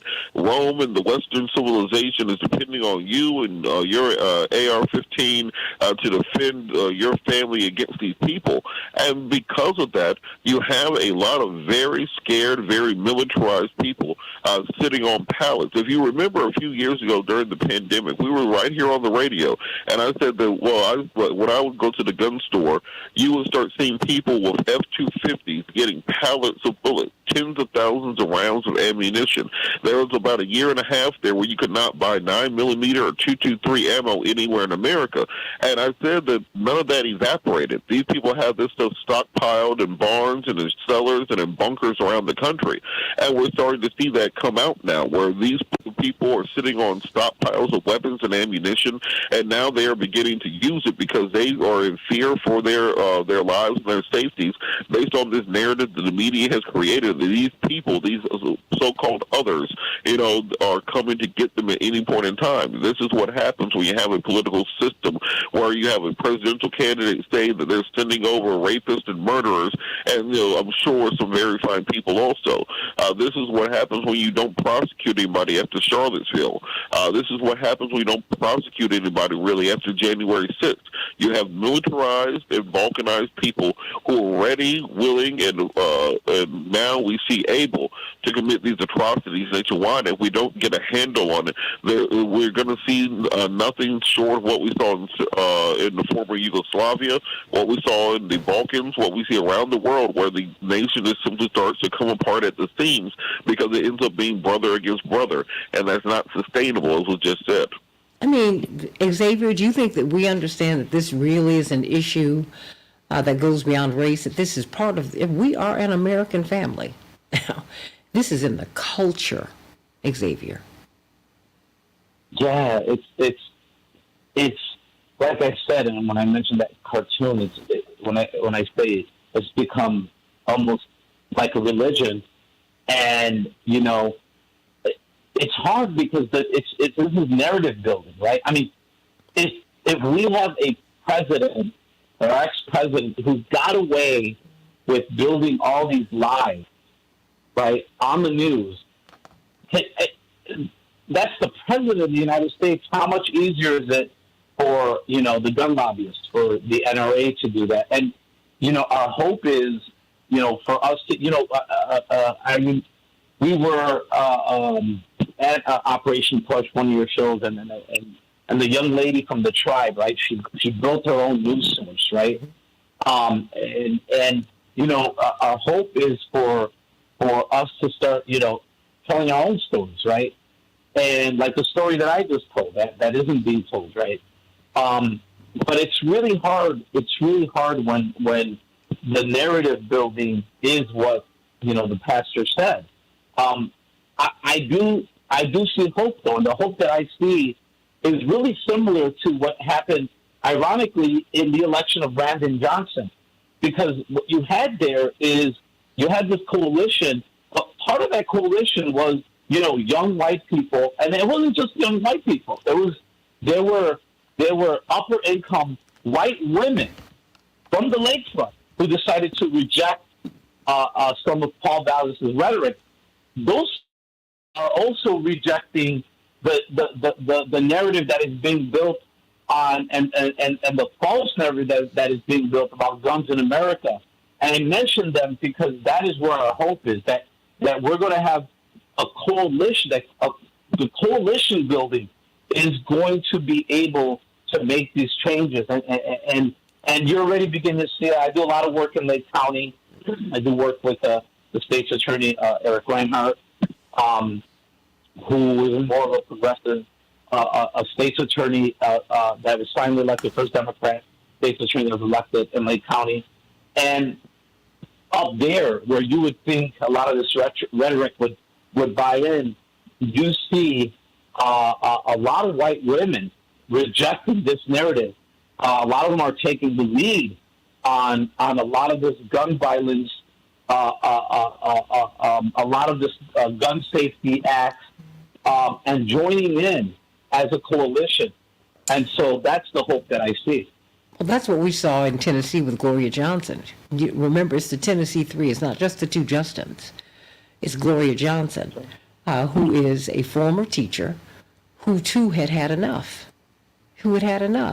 I mean, so what do you say about this, Dwight? I mean, because you said that this is really, at the break, you said that this is a human problem. Please elaborate.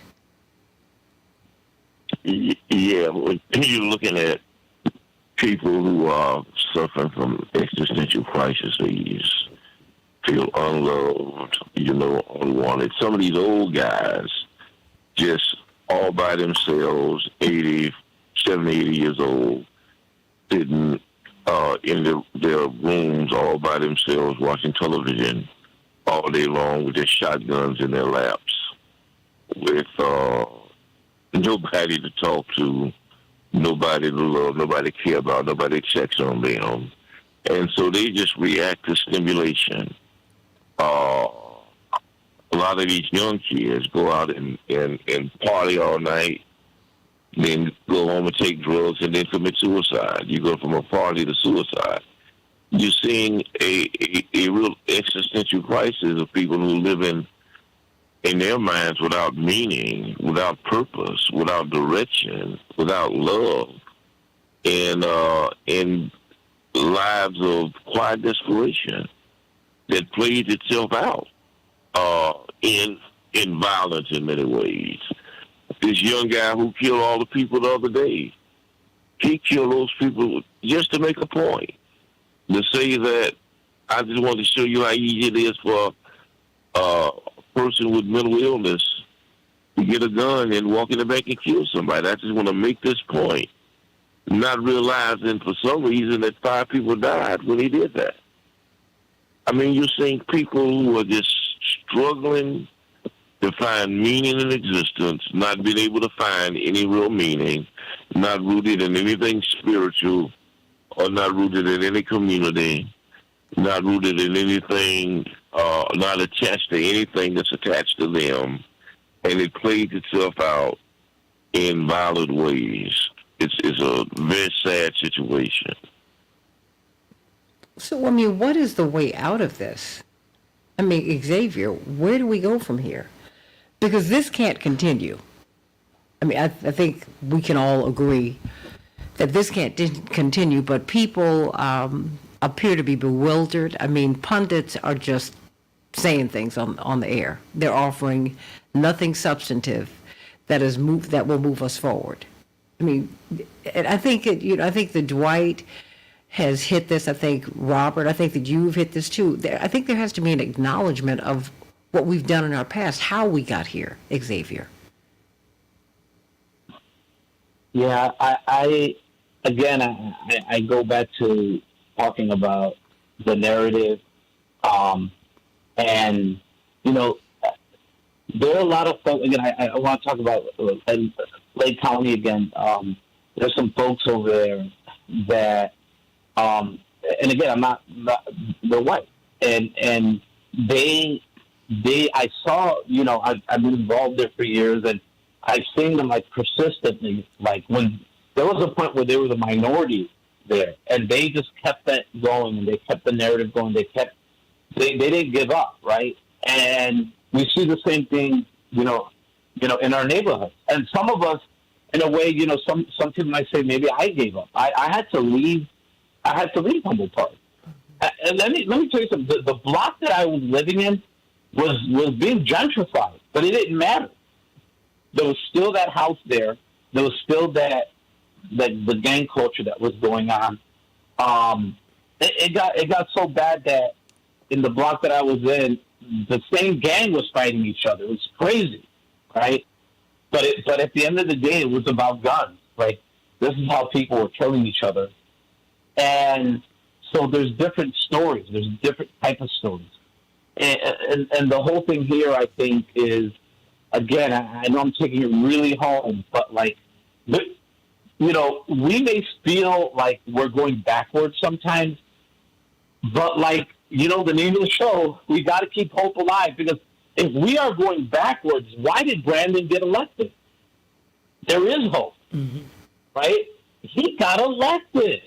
So something good is happening. But but hold on, Xavier. Something is breaking through. Because I think it's beyond Brandon. It's about the power, I think, that people are tapping into, that they have. I mean, I think that's what's exciting in this moment, because it really is about the people power, Xavier. Would you not agree? That's it. Absolutely. That's 100%. I use, obviously, Brandon as an example. Sure. It is happening all over it is happening all over the country. And it's hard. It's hard. Again, look what happened, to me. It's hard to not have hope, but we have to. We have no choice. And at the end of the day, most of it, the majority of it, we have no choice because of our children. We just have no choice. We have to. And if we're going to lose hope, look, it would have been real easy to just lose all hope after Trump got elected. Like, after that happened. I mean, that happens after Obama. How does a Trump get elected after Obama, right? No, every action merits an equal and opposite reaction. Remember that from high school physics? That's it. I mean, but stay right there, because Dwight, I think Trump is also emblematic of some other things, because, we've been disappointed all over the place. I mean, people are really looking for something. What? I don't know. Dwight? Well, I think this is way beyond politics and who gets elected. This is people living in lives of quiet desperation, looking for meaning in all the wrong places. And in their frustration, in their lack of empathy for each other and lack of love for themselves, they react violently. I watched A&E the other day, and they have a couple of television shows on. One is called about the neighborhood and road rage. And it's just incredible to see how angry people are. Is that you cut somebody off and they jump out the car and with a baseball bat and beat your window, knock your windows out, or they try to run you over because you take a parking space, and people are just angry and reactionary and not empathetic about other people, because there's a void in the lives of people that is only manifesting itself through violence. Violence is a symptom. It's not an end unto itself. It's reflective of an emptiness that people have inside of themselves that express itself through violence and hostility and hate and viciousness. It's a spiritual depravity that nobody is really speaking to. And politics is not going to solve this. This is way beyond politics, in my opinion, and who's in the White House. The guy in the White House is suffering from the same kind of narcissism. He's as ill as the people he's supposed to be representing. the last guy in the White House. Oof. So, I mean, I have about 3 minutes left. I'm going to give a minute to each of you. Xavier, where do we go from here? Dr. King asked the question more than 50 years ago. Chaos or community? Well, I think we've for a minute we've gotten away from rebuilding our community. I think COVID has shown us new ways of how we can rebuild our community. Even through technology, communities are getting reconnected again. And a lot of this is happening to our young people, and I see a lot of hope for our young people. And the conversation has to continue, because this is, like the pastor said. I mean, at the end of the day, he's right. I mean, it's easy to point to politics, but this is embedded in our culture, and we have to talk to each other. Our communities have to talk to each other and rebuild, and I do see hope in that happening again. Robert? During the Middle Ages, the reason that much of Europe stayed at war all the time wasn't because they hated each other, the War of the Roses, or those sorts of things. They needed something for the populace to do. So they would send all the poor people out to kill each other, and then the rich people would sit on the hill and watch them and place wagers and have lunch during it. Normally, America, when they find themselves in this situation, we're in store for a war coming up, a ground war, because they realize they have too many young men in the country, too few jobs, too few opportunities, too much anger, too much angst, and they decide to go take it out on another country and also calm down the population. So hopefully that is not where we're headed right now, but if you look at historical precedents, that's normally how these things are taken care of. Self-attrition. It's got to stop it, everybody. Dwight McKee, 1 minute for you. The Bible says that unless my people who are called by my name should humble themselves and change from their wicked ways, and repent, unless they do that, I can't heal the land. You have to be honest about who you are and where you are and what your needs are, and repent and seek my face. And seek my face. Then can I heal their land? We have to seek the face of God. We have to humble ourselves. We have to ask forgiveness for our sins. We have to repent. We have to be born again. I mean, only spiritual solutions can solve spiritual problems. And right now we have a spiritual issue that permeates the land, and only a spiritual solution can resolve it. We have to. Do you think we're clear that it's a spiritual problem? 30 seconds. I don't think we spend any time thinking about it. I think we just live day to day, stimulation, event to event, ball game to ball game, which is how people go and have these parties, drink beer all day, drink whiskey all night, and go home and take 2-3 pills and then kill themselves. And it happens as much with the rich as with the poor, as much with white upper class as poor people in the projects. Policemen have about the highest suicide rate of any group of people. I mean, it's a societal issue. It's not a demographic issue. It's who we have become as a community, or the absence of becoming a community. Well, if, our people, if God's people, if you're called by his name, if you seek God's face, if you turn from your wicked ways, you can then hear from heaven. Yeah, it's a spiritual problem, everybody. You've got to pray, you've got to seek God's face, you've got to turn from your wicked ways, because this will lead to self-annihilation. You won't be able to knock on a door, ring a doorbell, and on and on and on. It just keeps on going. And it's not just a domestic problem, it's how we handle issues globally. We've got to turn from all of our wicked ways and just become God's people. Become a good people. Just be a good person. Do that. I love everybody. I'll see you on Keep Hope Alive with Reverend Jesse Jackson on Sunday. Please meet me at the Rainbow Push Convention July 15th through the 19th. Thank you, Paul, for a great show. Love you, everybody. God bless you. Have a beautiful day.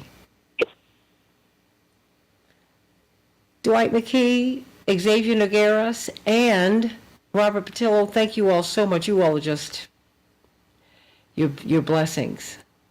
This is just a whole lot. It's a whole lot to look at every day. And it's a whole lot when I think we still don't quite get it. But, we're gonna keep on knocking at this thing until we do get it. So I'm sending you all some love. Do you all want to say anything else before we go? Thank you, Robert. You were really great today. Okay, Robert, Xavier with the numbers, and Dwight, thank you so much. I'm sending you all so much love. Thank you, Paul. Everybody have a great day. Have a great day. Have a great day. I will see you on Sunday. And at Rainbow Push tomorrow. Please meet us over there, 9:30, 10 o'clock. We'll be coming up, talking to you about the great issues of the day. 773 Freedom is their number. Go to rainbowpush.org. Come on, everybody. Get involved in this convention. And tomorrow at 9:30, 50th Street, 50th and Drexel. I love you. Can't wait to be with you this weekend and again on Monday, Lord willing. God bless. Thank you all so much.